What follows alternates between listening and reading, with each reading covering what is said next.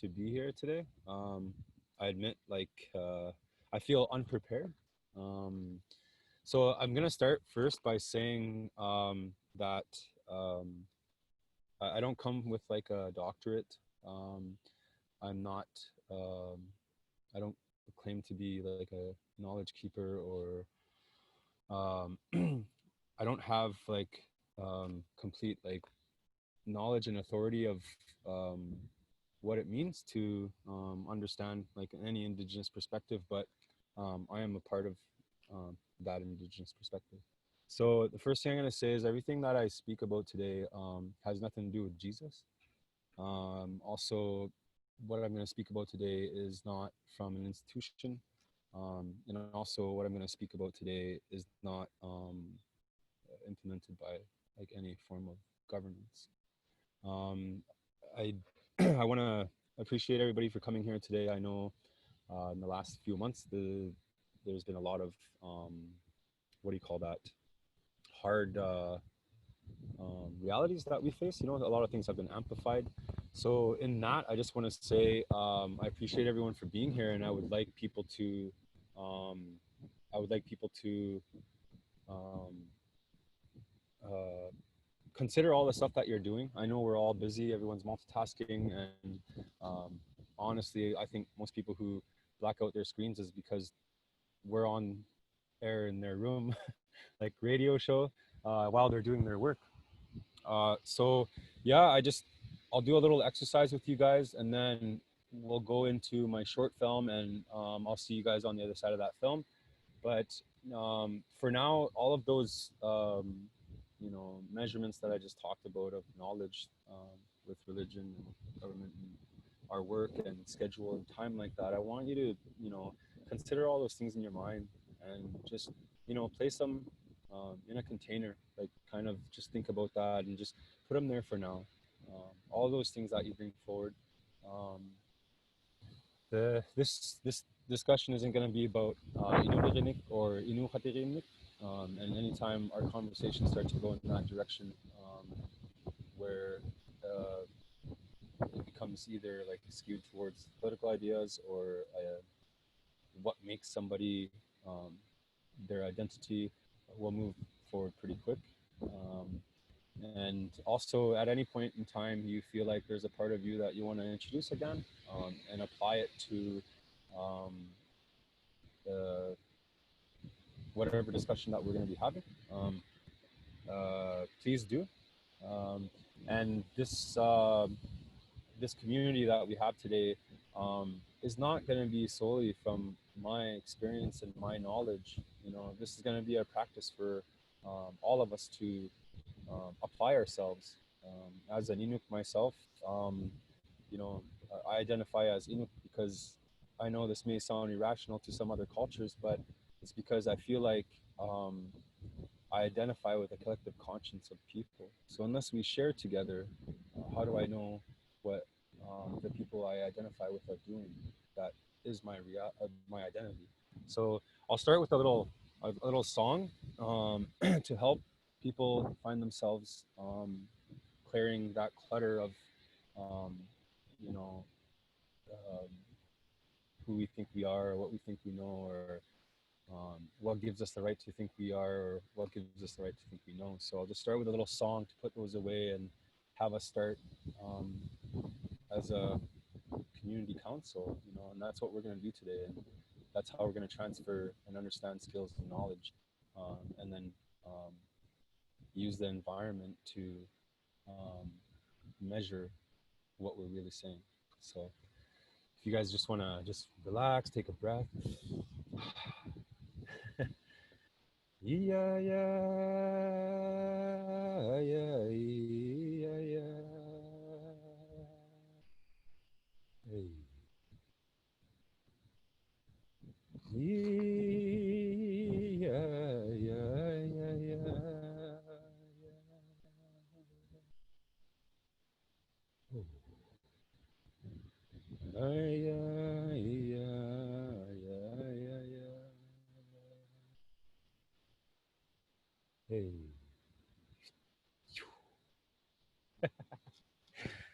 Hi, everybody. So maybe we'll get to the short film, and when we come past the short film, I look forward to starting our view of what we're going to be using today as a Canadian Shield, and start discussing different what do you call that, like variants of how the environment, ecosystems, landscapes, and um, constituted identities, and uh, and how etiquette has like formed through our relationship with the environment, or not, like disrupted relationships with the environment. Like I said, the conversations today will not be from Inuit and Inuktitut, and that means like governing people, or how we're related.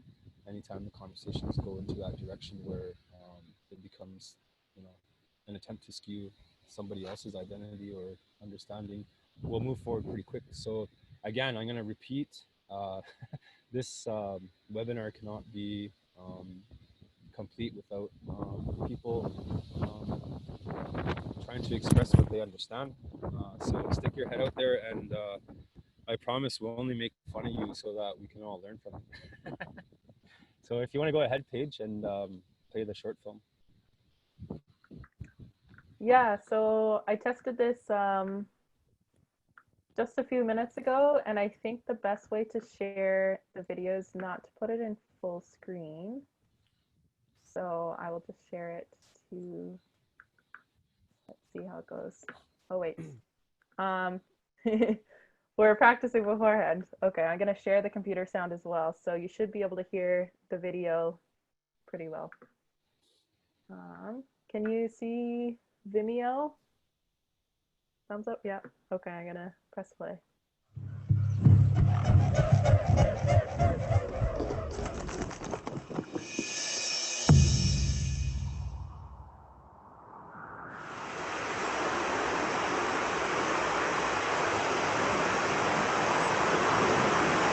My name is Kevin Tikivik. I was born in Inuit Nunangat. When I was born, I looked at the men and women around me and knew exactly who I wanted to be. Like many young boys around me, to become a great hunter was my goal. The men and women I speak of were hunters, wives, husbands, aunts, uncles, sisters, brothers, daughters, sons, granddaughters, and grandsons, as far back as my language and namesake could be spoken. My language comes from these places so connected to the land. You see, in the beginning there was the land, and it is the source of my language, to which I owe every part of my being. Second were the seasons and moon. We do not count the number of birthdays. We recognize how many cycles we have lived through acknowledging the winters we have experienced. Third are the regions, realizing the landscape and its relationship to the land, season, and moon. With regard to the hills, rivers, terrains, oceans, lakes, and how they are affected by the seasons and moons, we come to our decision and move forward to meet our needs. Fourth is in acknowledging the territories. The ideas of territories that are not identified by the ownership of the land, because we believe you cannot own the land, seasons, and regions. Rather, we acknowledge the inhabitants and the etiquette they inherit from the land, seasons, and regions. This is not limited only to the idea of humans, but rather with regard to all the animals that live on those parts. We offer respect and gain acceptance this way. After explaining our relationships and history, we move forward with the stories we share, learning where the animals are and who else may be around. Fifth are the people and the cultures we carry. With respects to the land, seasons, regions, and territories, do we only begin to understand the culture of the territories. With this knowledge, we decide to look at ourselves and how we can relate. Here, you begin to apply the history of your name and the knowledge you carry, all in respects to the harmony of what I speak of. Today, I'm so far removed from this way of life. Never did I think when I was first introduced into this world how far I would be taken away. The lands have become property, the seasons an economic linear measurement. The regions, with all the hills, rivers, oceans, lakes, have become aisles in a grocery store. Through this transition in my short life of 35 years, I have experienced all the statistical factors of Indigenous men in Canada. This has led to being diagnosed with complex post-traumatic stress disorder. By the time I was 16, over 10 people close to me have committed suicide. These were my friends and family. By now, there have been over 20 and counting. In my early 20s, I began to cope with drugs and alcohol. When I was 25, I was sentenced to 5 years in prison. It wasn't until I began to remember the knowledge I was given. I almost forgot my namesake. I began to read the weather once again and started following those paradigms I speak of. Through the Algonquins, Mohawks, Mi'kmaq, and the etiquette, I began to return to my ancestral etiquettes of sharing and learning from other Indigenous people.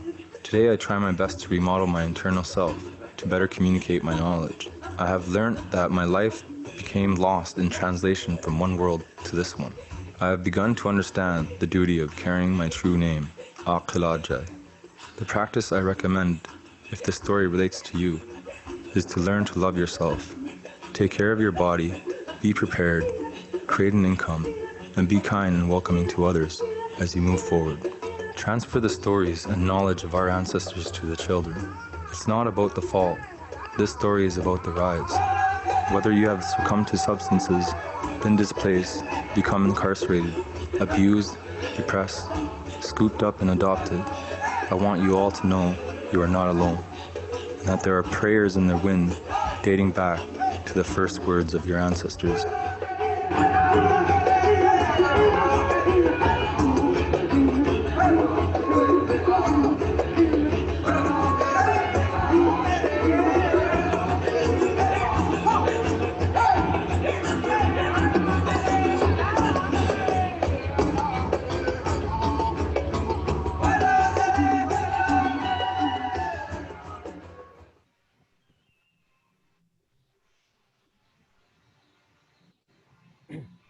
Okay, cool. Tabovasit.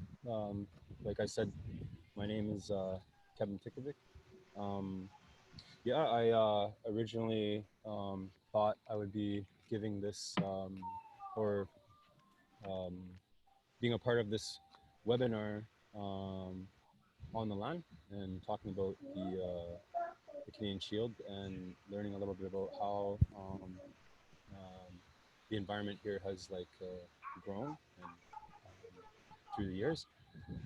Today I was walking for like 40 minutes along the Ottawa River, and um, you know, I woke up this morning and I realized like I feel completely unprepared to um, share such a space of what later I found out to be very exclusive, you know, and you know the fears that I have that I won't transfer what the elders have asked me to do when I was a young boy.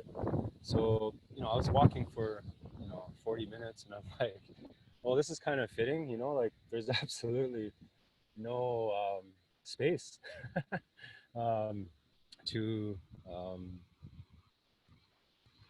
to show like the literature of nature, you know, like tracking or you know, finding a moose bed or you know, game trails and stuff like that.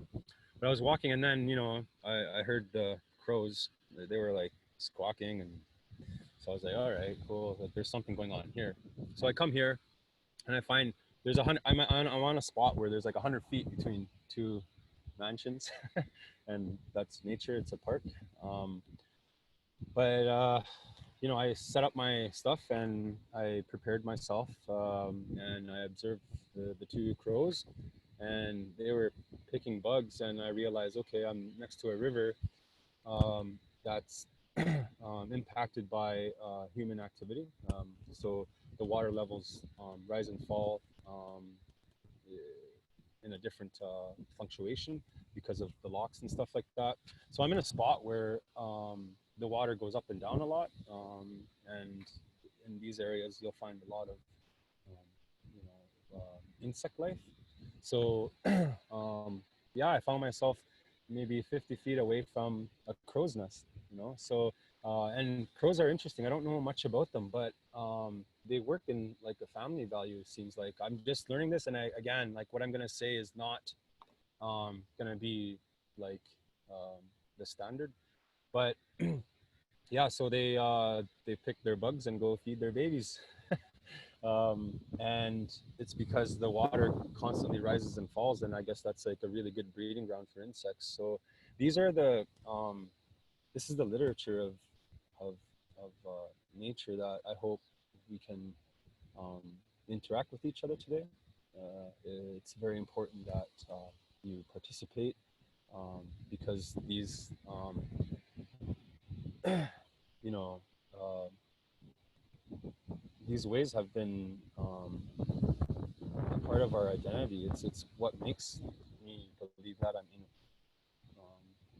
Is that I believe that we have this collective identity, and we can speak about observations that we have, and because humans are intelligent and we have extremely creative minds.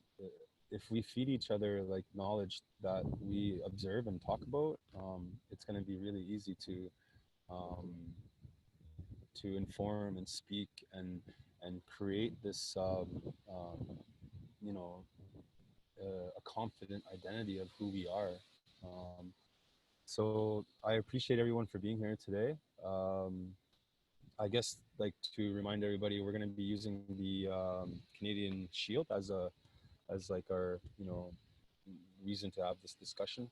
I guess first, like what I want people to do is I have like a couple windows put up. I don't know if you guys have a Mac, but it's really cool because you could create two screens, and so the first like map that I want people to look at, like you could look at Google Earth and stuff, and um, just take a look at well, first of all, take a look at like the region of the Canadian Shield, and that uh, encompasses like so many ecosystems and watersheds and lakes and mountain regions. Um, to start, from what like geologists know, the Canadian Shield is like approximately like 3 billion years old.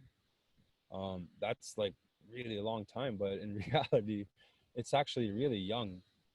So if you notice the size of the trees down here, and this is what I've been learning. I didn't know nothing about trees like growing up. I never saw a tree until I was 8. But the yeah, so the Canadian Shield is fairly young, and its character has been created through glaciers and different environmental impacts.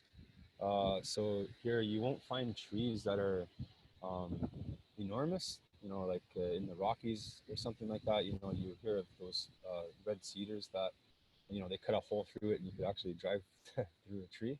That's pretty cool. But yeah, you'll see that in the Canadian Shield. The reason why trees aren't that big is because the depth of the soil is not that um, deep. So trees can only grow so long, and quite often when you're on hiking trails and stuff like that in the Canadian Shield, you'll find trees toppled over. But also, there's areas where I've hiked before in the Arctic where, because of the way the glaciers and settlement have happened, the soil content is much higher next to a river. And in the Arctic, you have like 20-foot trees, these micro ecosystems that are like 5 degrees warmer than like what's over the hill. Sorry, the screen's kind of throwing me off. Oh, I could pick who am I looking at, or I'm looking at one person licking envelopes and I'm trying to talk. There is a gallery view. The top right corner, there should Yeah. be a grid that you click on that switches into gallery view so you can see everyone, hopefully. Okay. So Also, okay, I'll keep going. So like in these micro ecosystems and environments, like it's 5 degrees warmer in um, just over the hill. So and then you get to see how the environment starts to change and become its own character, and also the kind of wildlife and humans and cultures and etiquettes that have evolved from these um, beautiful natural um, uh, relationships and reactions to our lives. So today, if we're gonna talk about the Canadian Shield, maybe um, as an like honor to the Toronto Inuit Association, um, I would like to start with like the Great Lakes. And to start, if any Toronto Inuit would like to just talk about some of the kind of things that um, they've been doing in relationship to their community. Like, what kind of stuff are you guys doing in the city so that we could understand um, how we interact in these urban environments and stuff like that. And um, yeah, so if anybody wants to introduce themselves again and talk about, um, you know, Toronto, say what's up. I don't know.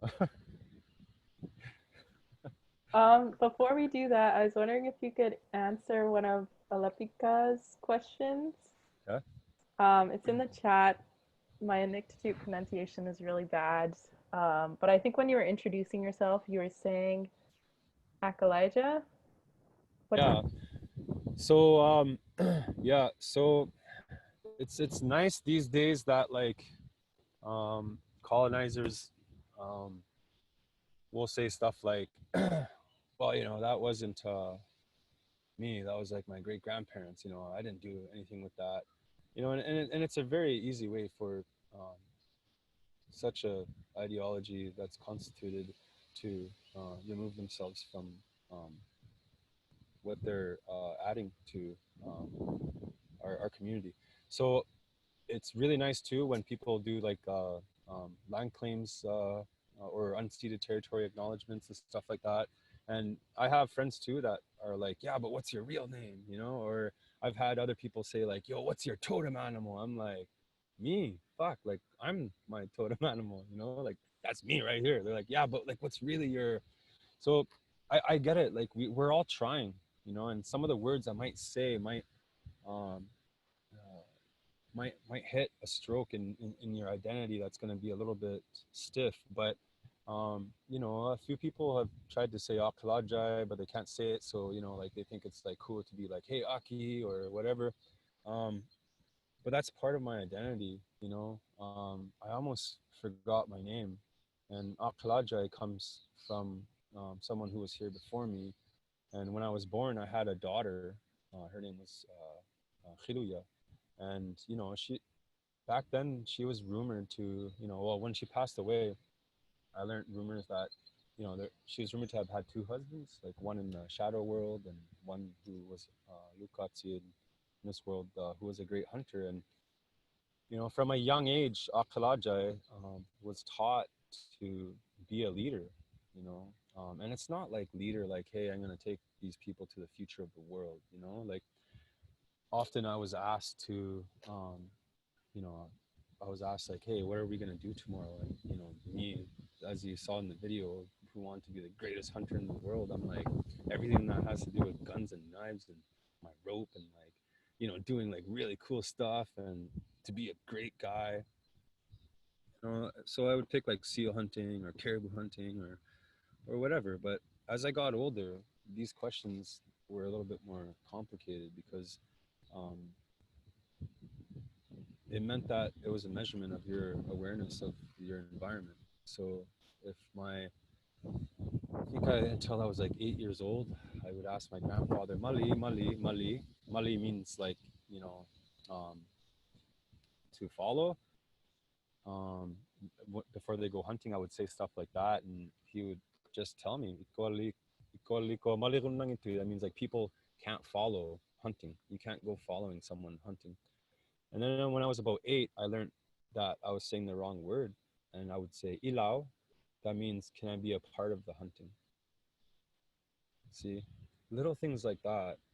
And so I was 8 years old and I said the right word. I regretted it after, but so we went caribou hunting, and that year we had to walk far inland. I went with Mitu Salakunuk, Sami Peter, and my grandfather. We went far, and it was like 3 months since we had caribou meat because it was spring, and there's a time in there where the snow goes away, the ice breaks up, and then the land, thaws out. So there's like, in each of these seasons, there's different behaviors and challenges to hunting.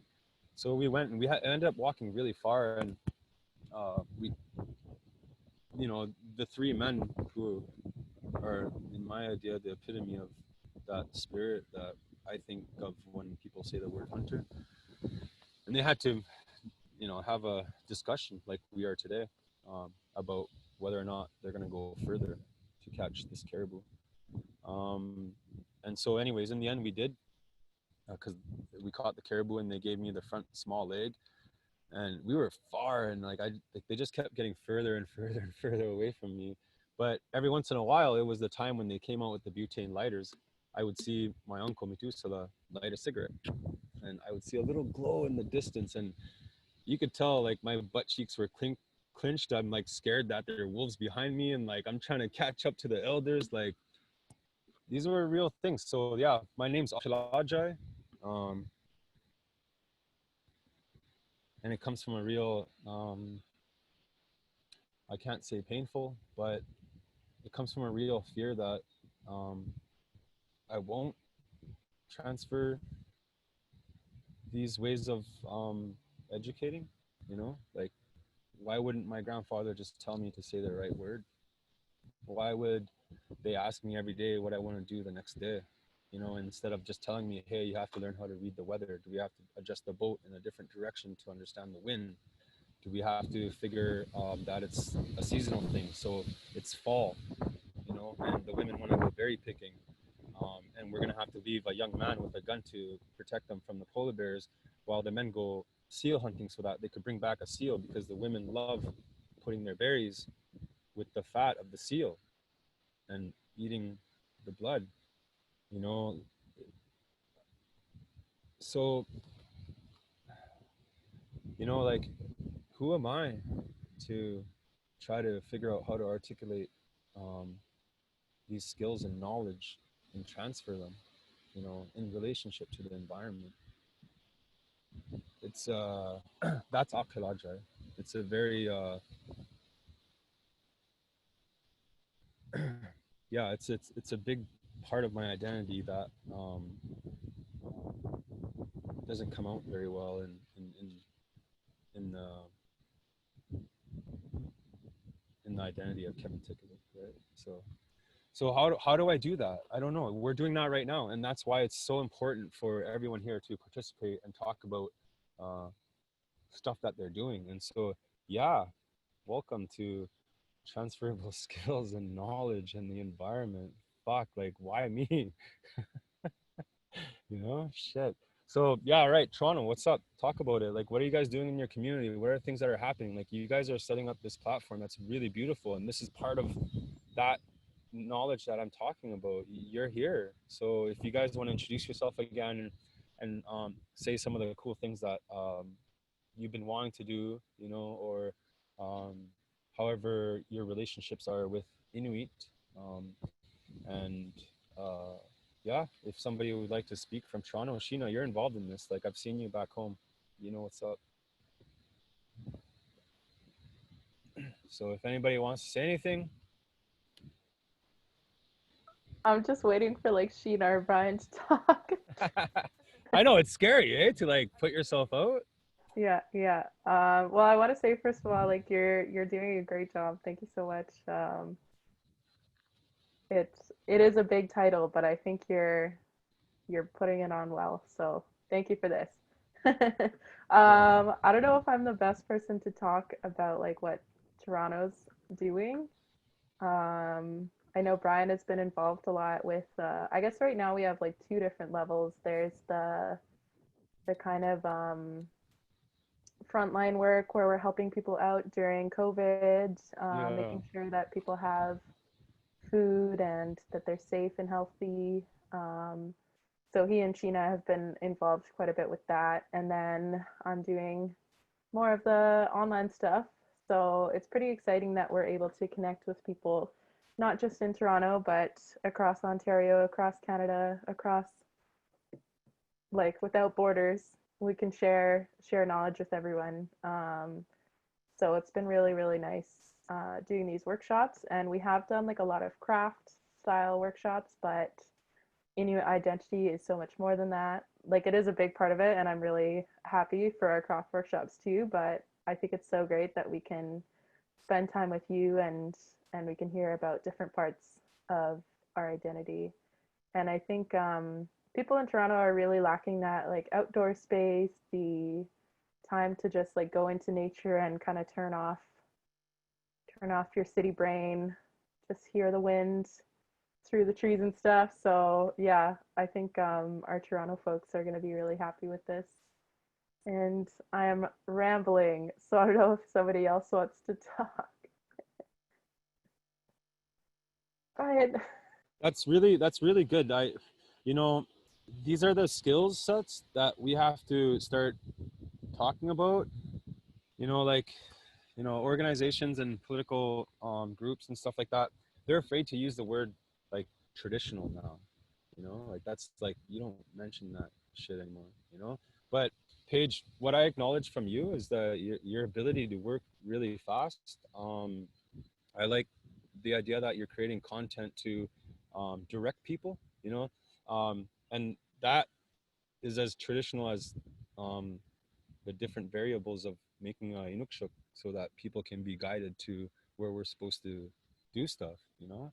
um, Something as simple as trail markers, comments, or like posters or whatever. These are all like transferable skills. So, you know, people are like, well, how come there's so many different types of inukshuks and stuff like that, you know? And the simple answer is like when you're hiking in the trails, like, or when you're back home, sometimes it's just a little rock. And you have to be able to tell the difference between a rock that was placed by a glacier movement and a rock that was placed by a human. And once you figure that out, it's like really simple to figure out, like, you know, that you're on the trail, but half of you is doubting you're on the right trail, you know? So, but Inukshuks evolve depending on um, how sufficient the resources are, like food and water and shelter and boat space and stuff like that. So the closer you are to a camp, the more, you know, complex a Inukshuk would be, because people had more time there to work on that Inukshuk, right? So that would be a tell that um, Una Inuli, that means there are people here, you know, and that means there are these, you know, resources that we need, like the Toronto Inuit Association. So if you look at different Inuit groups and stuff like that, you could see how um, intricate their Inukshuks are, or in this case, someone like yourself, and the flyers and the page and like all this like transfer of like gathering of people that we do. And that's a tell for our community that, hey, the Toronto Inuit's here, what's up, you know? So Brian, you want to talk a little bit about like um, what it's like to be a boss? I certainly wouldn't call myself the boss. And speaking of tradition, we try and do it as much as we can by consensus. So my boss is our board, and our collective boss is our community. Um, but actually, I will point out that Simon did want to share. So I'm gonna defer to Simon right now. Nakawik. Hello, my name is Simon, and I'm originally from Rankin, but I live in Toronto. And like what I wanted to share today is I I was promoted to do a huge project for a private company called CAMH, and I was lucky. I was able to make big sculptures out of tiles. And now like what that it represents my other Inuit people, and like from different people and also different people. And like I'm proud of myself, but also at the same time, I'm glad I can reflect on other people's point of view. And like my art, like it represent other Inuit people and myself, because I'm glad I was able to do this project. And like I was successful because I was working with people, and it was kind of like a long journey. It was kind of a journey, and I liked it. And like it made me feel very proud of myself. Also, it just shows that Inuit people are like we have talent. Like I'm glad I have a talent. Also, other Inuit people have talent. It's very special, I could say. And like that's all I want to share. And like and now they're putting up my sculptures, like the tiles. They installed it actually in a new hospital. So like that's all I want to share for the scoop for now. And thank you for letting me share. And I'm glad to be here. And also with Kevin, the stories are very interesting. I like listening to them. So cool. Thank you. Great, Brian. Great example, and Simon. Like, thank you so much. It's true. Like that's another example of how the environment and our identity and community are so intricate. You know, like we get caught up so much on you know what defines an Inuk blood quantum and you know different you know ethnic identities that make you a distinct people in the eyes of governance, you know, and it's so easy to not be a complete one. You know what I'm saying? Like it's really difficult to say that, but I was really impressed with Brian because like a real boss, he's like, let my community speak, you know. So like these are real traits. So here we are, transferable skills and knowledge. And so now this is how it starts to begin. So the next thing I want to do is just maybe if people can, you know, I don't know if like we're all getting used to this platform, and Paige, we're gonna rely on you a lot apparently. But if we could look at like Google Maps or like a topography map or something for everyone of Canada, and then we'll start there and focus on the Great Lakes area, especially around Toronto, um, and then we'll start to understand like why those lakes are so huge.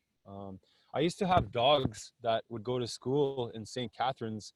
I think it's like 4 hours past Toronto south. And there's this bridge. I think they call it Sky Bridge. Like it's fitting. Like you go on this huge bridge.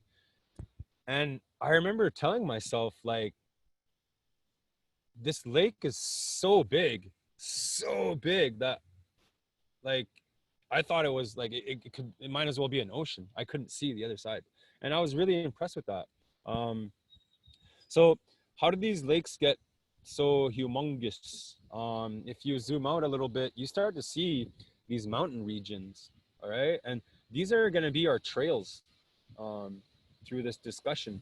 So these mountains, depending on their steepness,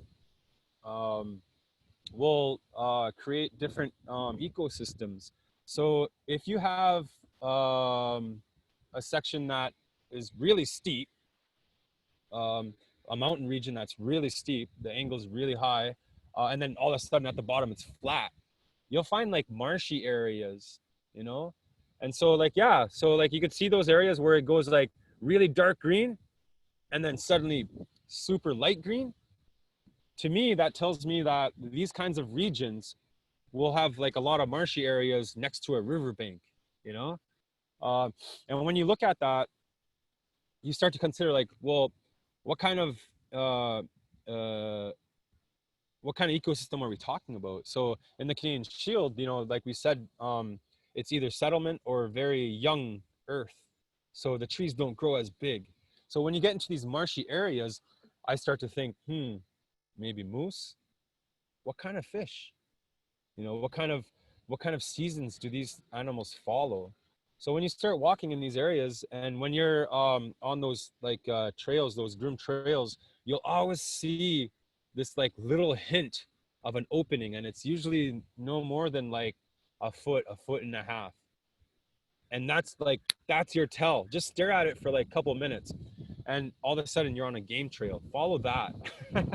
But if you get eaten by a bear, like, this is a disclaimer, the Toronto Inuit Association is not responsible for you getting eaten.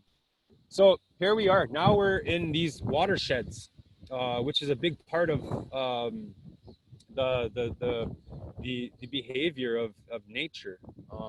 If you look at the highway systems in Canada, you know, they're based on cities, and so they're connected through these regions that are flat. Like, you can see those lines, the 401. So what are these things too? These are all impactscapes, you know, created by humans. So there's landscapes where, you know, the natural environment has like evolved, and then there's impactscapes that are evolved. And, you know, like, there's like a bunch of like different species that are at risk because of these things. And even within those species, they have different genetic pools, like caribou.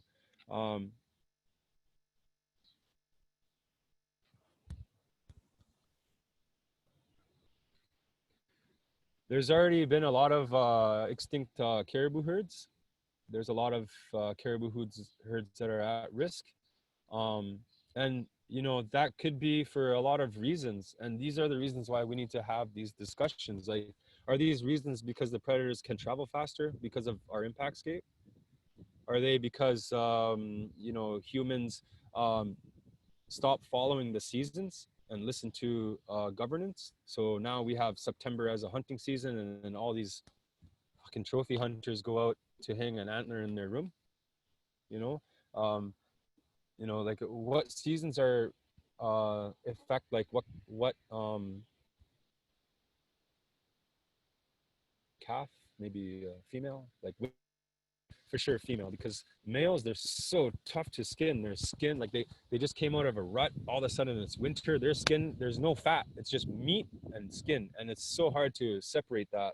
But females, they got that little bit of, you know what I mean? And it's so much easier to skin them. But at a certain time, their fetuses are a little bit too big. So now you have that conscience of either shooting a female caribou in the winter, and then bringing that fetus to your biology teacher at school, or other things. So yeah, here we are. We're in the Great Lakes, and I'm next to a river right now, the Ottawa River, and it's huge. It's enormous, you know, and I found one spot in 45-minute walk that gives me 100 feet of nature, and it's like, it's actually a groomed park, you know. But chance for these ravens that called me here to have a nest, because the water fluctuates by the impactscape that the humans create. You know, like, it fluctuates way different than the seasons, because we have locks and Hydro-Quebec and all this kind of stuff. So that gives an opportunity for these the grounds that I'm sitting on to have more insect life. So these are like the environmental factors. So when we're sitting at the Great Lakes, we got all those watersheds, and I've noticed in the Canadian Shield, if you could zoom out a little bit, anything south of Val-d'Or feeds to the St. Lawrence River. Anything north of Val-d'Or feeds into James Bay area. Yeah, so like, if you look down at Toronto, that's like, those huge pools are going towards Quebec City and beyond, you know. And inside that, all of those watersheds, all those mountains that we are looking at, feed into this. So does anybody want to try to like, you know, explain a little bit about where they've been? Have you gone camping somewhere or something in Toronto area near the Great Lakes, and talk about some of the animals you saw? And then we'll use those hints to try to consider what kind of plant life, fauna they had, or something like, were there places where for them to nest and stuff like that. So if anybody wants to talk about the last place they went camping, even if it was in a groomed place where the guy, you know, drops off firewood every morning or something, you know, like anybody, just stick your head out there and be a part of this conversation.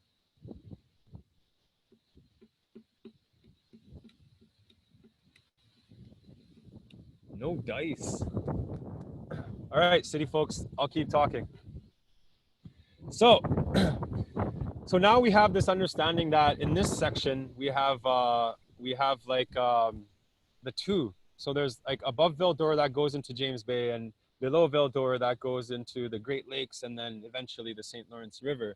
If you go right to the east, right to the Nunavut region, they have a beautiful mountain region too, and I have plans to go there one day. I really want to do a walk in Nunavut.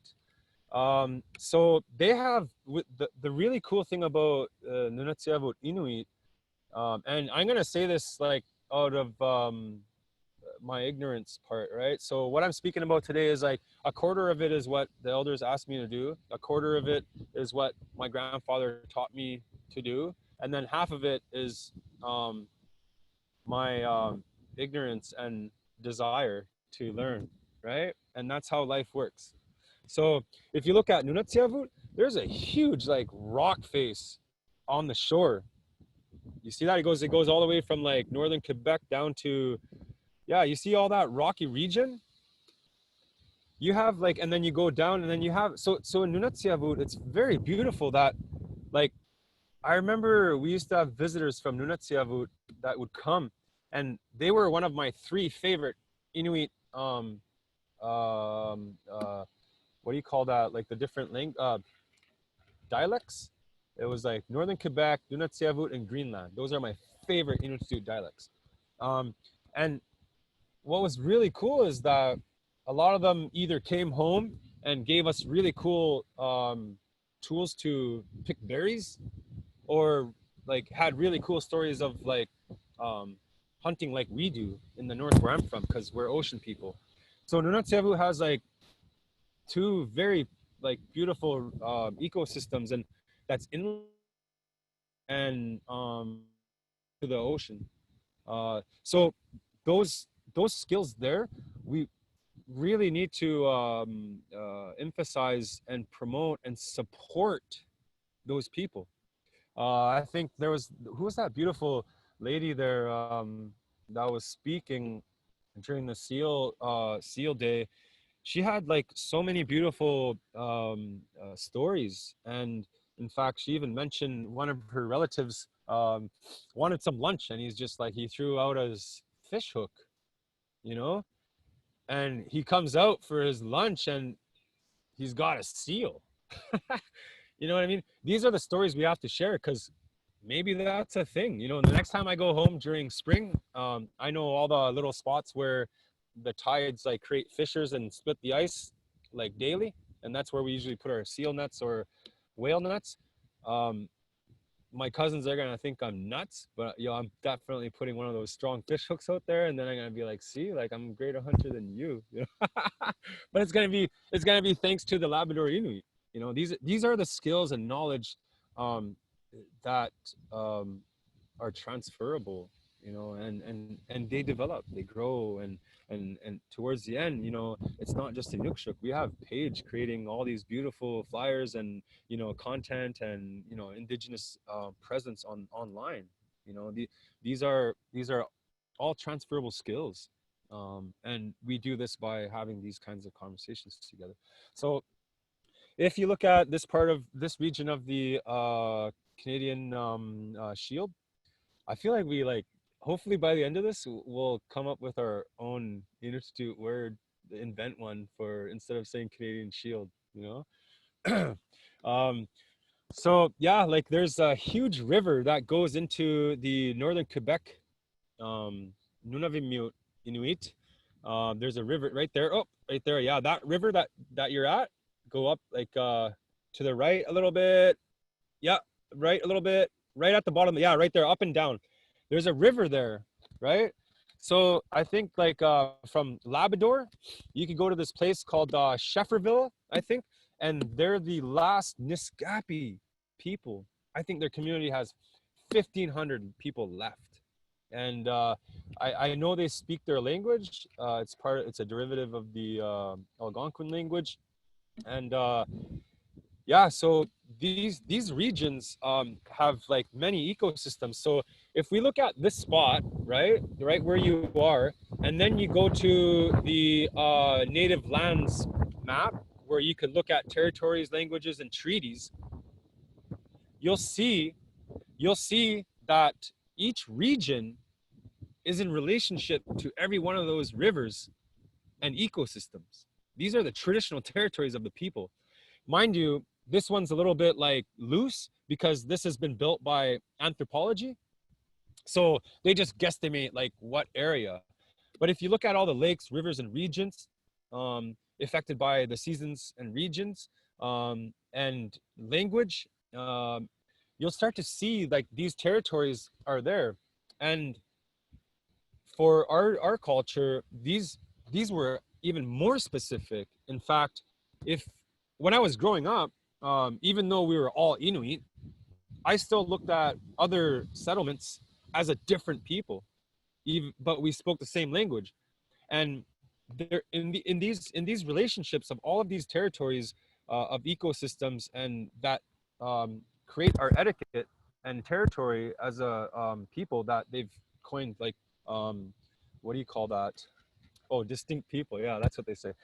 But they have beautiful skill sets, you know? So I'll give you guys an example of an etiquette of entering another territory. When I was younger, I was like, you know, fortunate enough, well, a blessing of a curse or a curse of a blessing, to see the last semi-nomadic Inuit in um, in my region. So, you know, like I said, I was that boy that wanted to be the greatest hunter in the world, right? And I would always want to go catch a seal so I could be like an Antiak here, you know, or show off to my elders that I know exactly what delicacy they like in their seal and give it to them and think I'm great. And my grandmother would always remind me that, you know, the nature is greater than the greatest hunters that have ever existed.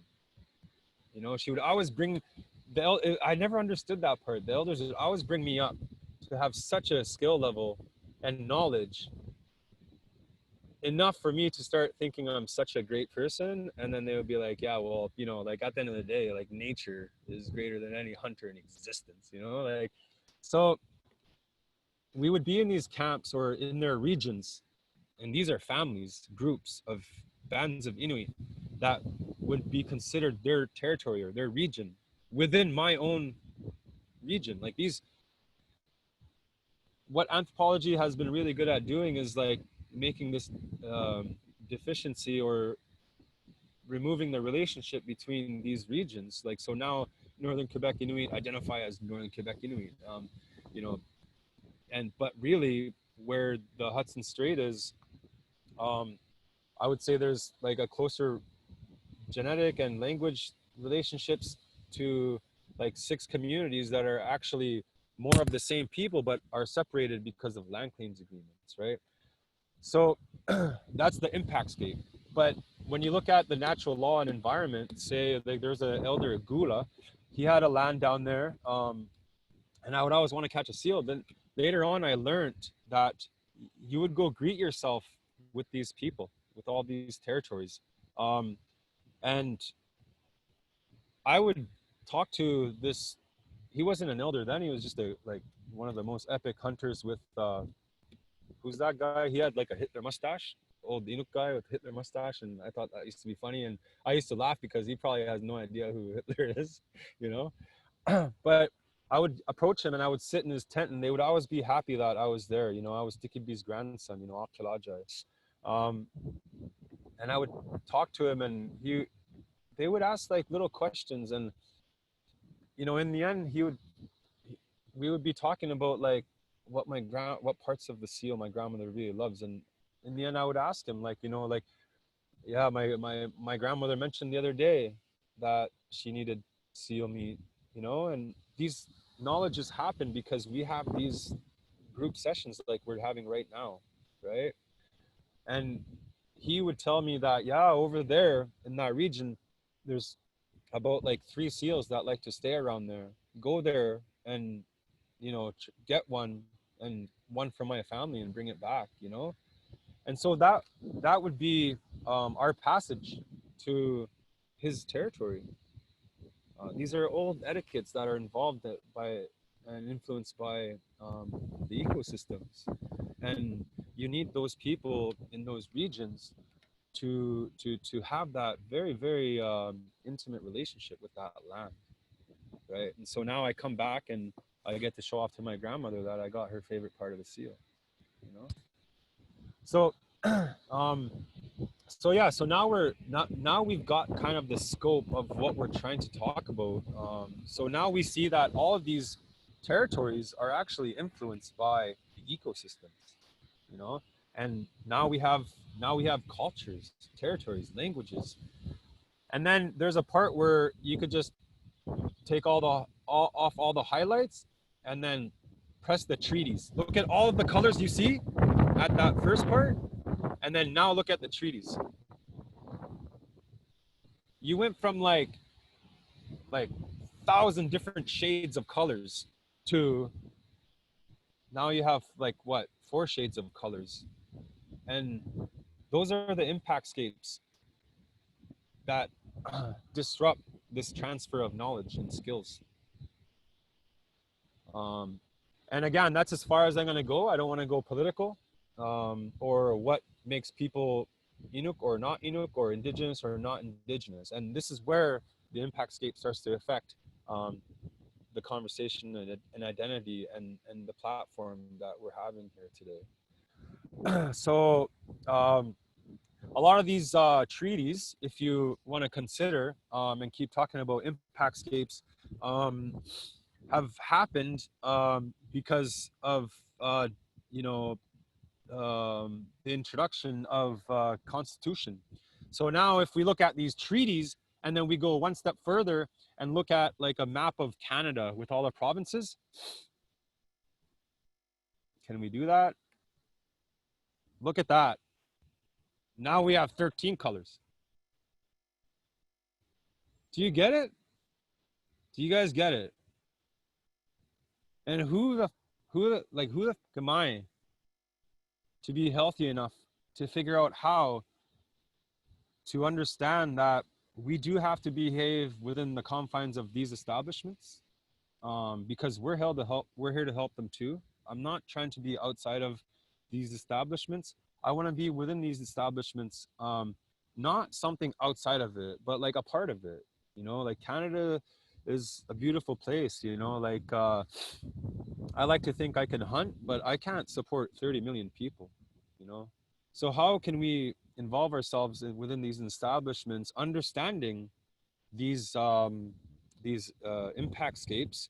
We go from the mountainous region. The first mountainous region we saw was like, you know, and I was talking about like the topography map, and then we saw all of those like ecosystems, which is way more colorful than our territories. Like there's, you know, like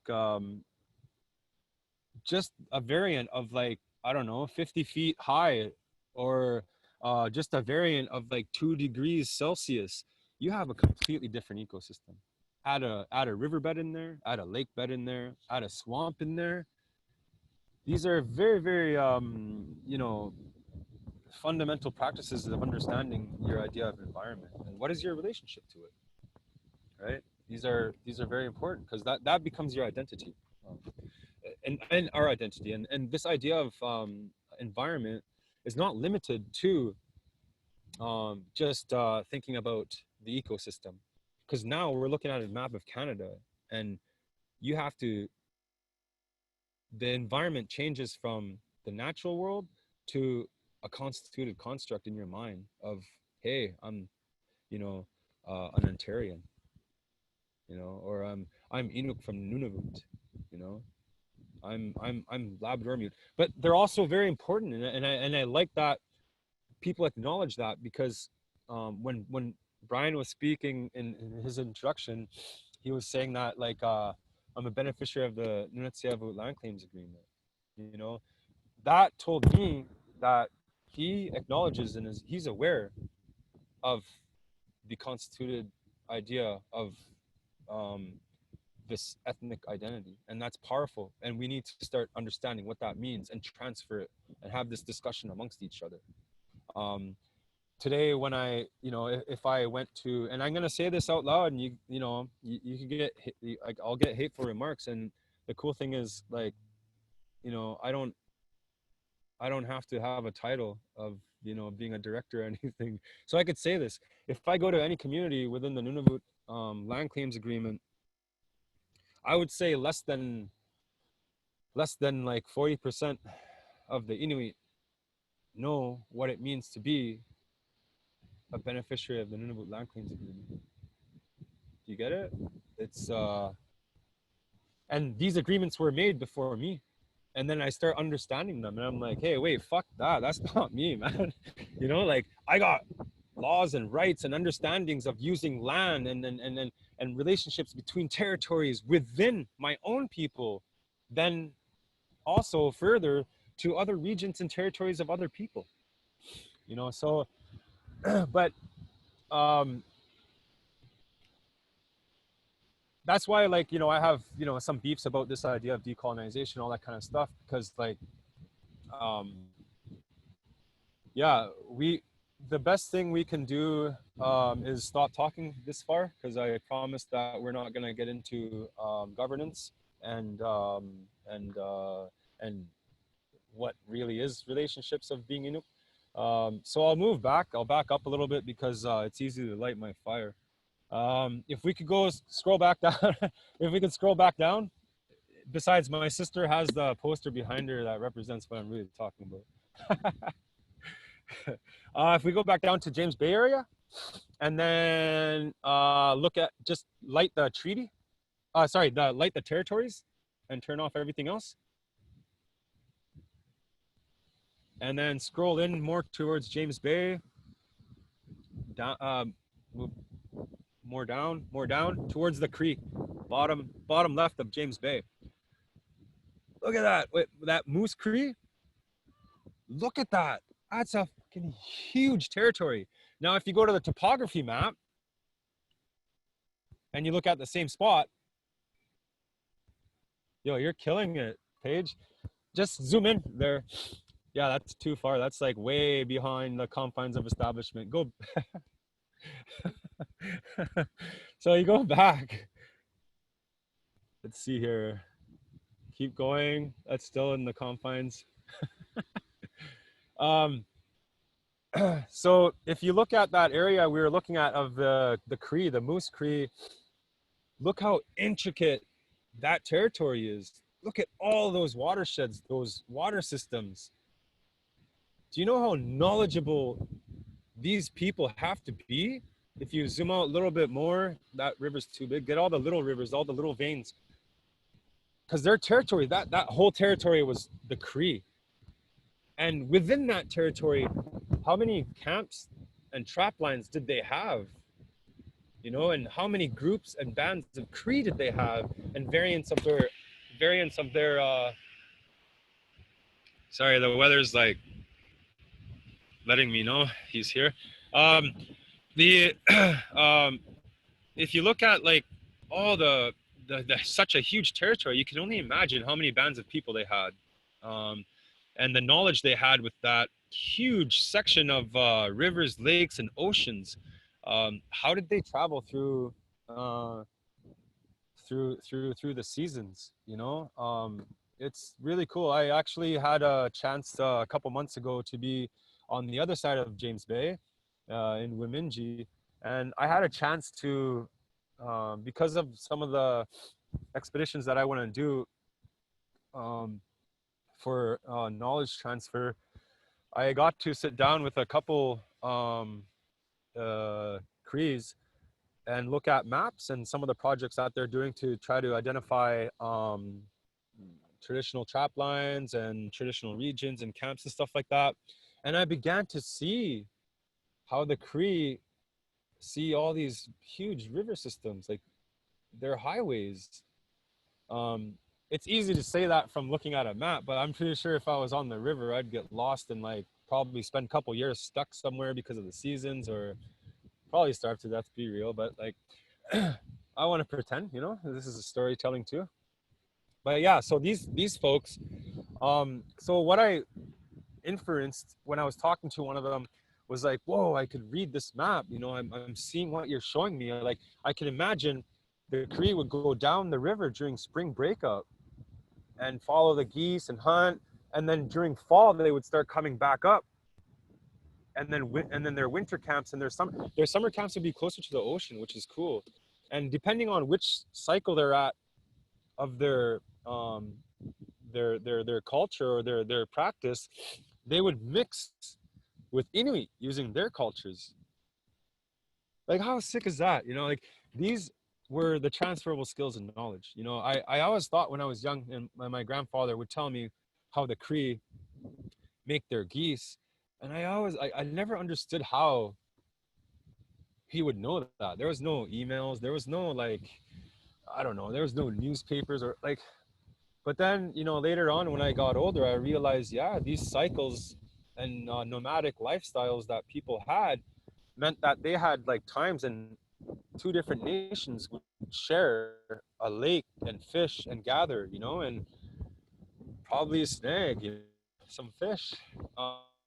So, but you know, that's how these knowledges and stories were shared, and then, you know, eventually it would go all the way up to my part of the world, which I can only imagine that some of these stories would probably take like a generation maybe or two to make it to my region of the north, you know. By then they would be legends and stories. That's why legends and stories are so important, you know. That's when we're working yesterday's workshop in writing skills. I wrote a piece about the intimacy of an ulu.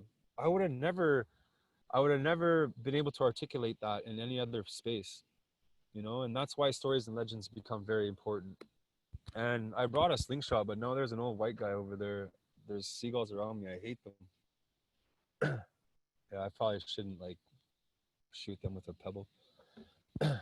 I think you should. It would be. Okay, I'm gonna do it. I don't like seagulls. They're so, I don't know. Where is it? There City dwellers. Well, he's looking at the water anyways. All right, I'm not using a rock. It's just a piece of cork, like it's a wood. So like I'm not killing them, but I am gonna tell them to fuck off.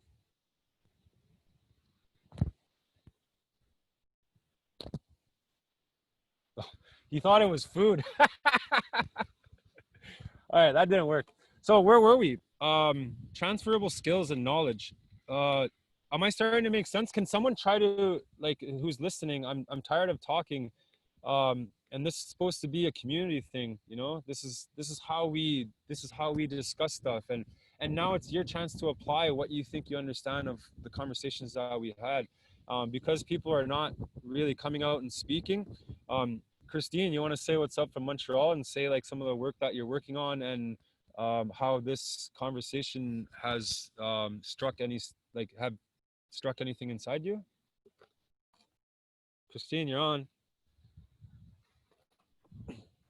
Yeah, I was actually listening to you while I was working. I'm in Montreal, jogging. I'm working on a food security program for our community members, First Nations, Métis, and Inuit. And I feel like I'm very comfortable in my listening role because I've been very disconnected from the north, although I have lived 1 year up north in Tiiturumaviit. I haven't really been out on the land, and yeah, it's nice to hear what you have to say about relationship to land and connection with communities and with elders, and just having Just hearing how approachable it is to go see elders and to talk to them and to not feel like I don't know enough, so I feel too shy to go and see them to talk about it. Like it feels good to hear you say like that you are able like very comfortably to just go see your elders and talk with them and to just learn from them and to have these discussions. So thank you. You also have like an opportunity to bring them information, so what I'm asking is like within your community in Montreal, like you said you're working on security projects and stuff like that, but like um how are you communicating with your community in Montreal lately? Like, are you Zooming or like, do you have like scheduled like times where you meet with people? Like, how is that? How are the transferable skills and knowledges like happening within your kind of relationship to your community? Yeah, so once in a while I'll bring my grocery gift cards that I go distribute to the community members, and it really shows that they're happy to see community because even within my line of work right now, we're doing all of our work through the phone mostly and through Zoom, but with community members mostly like on the phone. Once in a while, I'll see them like social distance, like we'll talk together, but it's for a very short amount of time. Um, but yeah, I feel like it's not as easy to go to see community members and to just spend an hour with them and talk with them, because there's like fear for social distancing. Like everyone at work is super like stressed out and things like that. Um, but yeah, it does make me think that um, yeah, we could like put a time at work and not at work, even among community members, to just have a Zoom meeting and just talk instead of just focusing on like survival of Indigenous and Inuit in Montreal. Like we can just debrief and talk and transfer knowledge. So, yeah, very technologically centered. That's beautiful. I'm glad you mentioned some of those stressors. There's words in Inuktitut that I call katamanaktuit. These are things that keep you down. So when you have these stressors and you have like these embarrassments or shyness or the idea that judgment and stuff like that, resentment, disgrace or whatever, you know, when I was growing up, there's still a few elders still alive today, and they'll be making fun of me for something I said when I was like 5 years old, you know. And these practices weren't to bring someone down, like they were like, making fun of like the ignorance. I told you half of it is my drive and curiosities from my ignorance, So um, these are very good practices that you're talking about, and um, like I honor the feelings that you appreciate when you know the capacity to observe these relationships or interpersonal relationships within your community, and that makes you very important to practice um, how to behave with with those feelings inside you. It's really good that we have people like you, and that we as Inuit, we get a chance here today through the Toronto Inuit Association to have these discussions and not have this expert model. Like we're like, yeah, we don't have that feeling. This is how we are. Like this is exactly what it's going to be like. Even though in the constituted world that we saw in that map, we do have to behave like that. But within our community, it's going to be really important for us um, to understand that it's very difficult for our skills and knowledge and our desire to help our community when we have these feelings. Like for myself, it's been really difficult. Like facing homelessness, prison, and all this kind of stuff during these times that like stop us from actually transferring these relationships that we want with our community. It's so easy um, to displace people now, and I think that's the formula that has happened from the ecosystems that we saw to the um, to the indigenous territories that we saw, to the treaties that we saw, to the constitution that we saw that created the provinces. And that's how these formulas of displacement work, you know. And we as Inuit in this case, and our friends who are on with us today, we have an opportunity to have these fundamental discussions, and being open not to um, be the expert model, you know, but rather what we bring to this identity, this collective conscience that is Inuit, you know.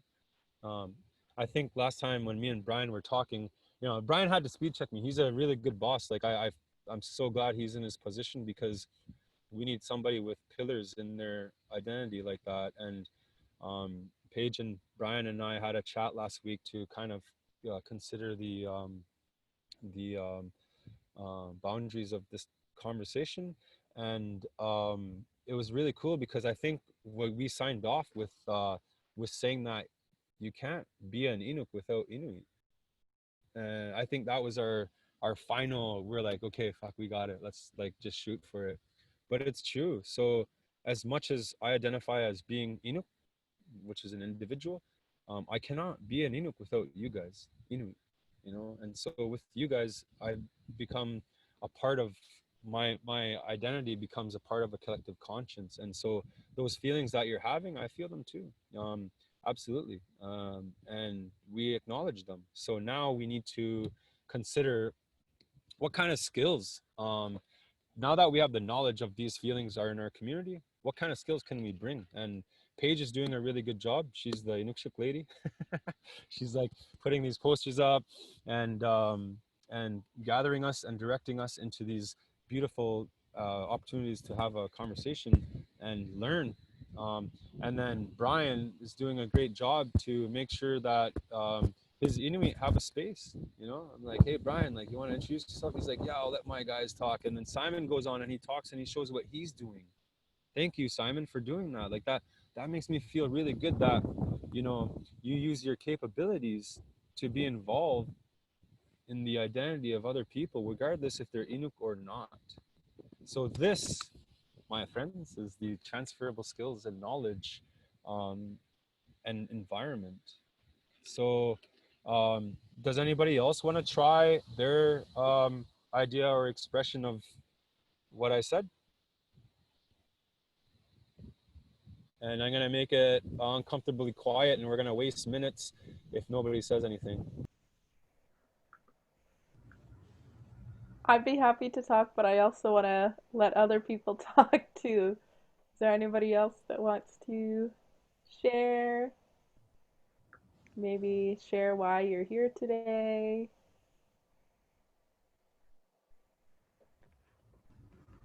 Sheena. You should ask your question there. Okay. I don't know, Kevin, if you see the chat.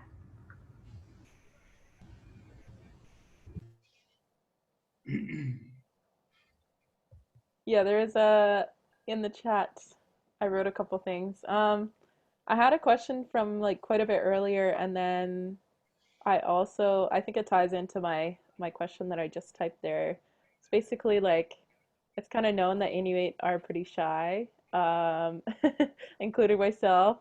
So I'm wondering, like, you were speaking about how you would just go speak to different elders or speak to your family and want to learn from them, but also want to like show what you learned.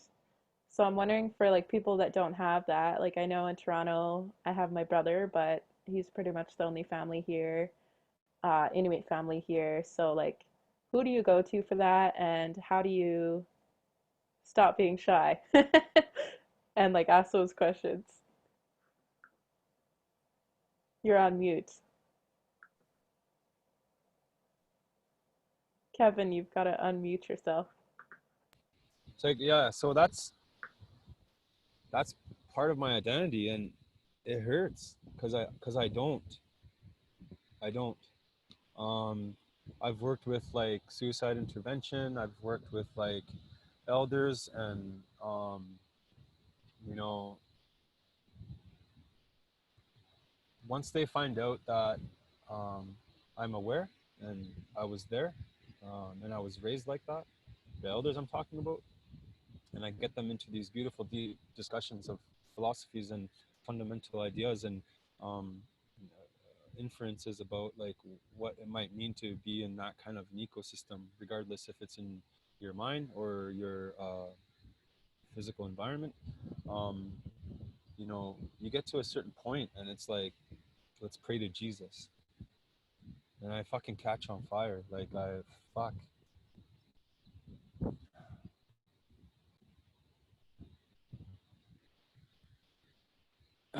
There's other times too where, you know, like these great Inuit organizations um, and representatives, you know, speak of the future of Inuit, and a lot of the programs have, you know, criteria that exclude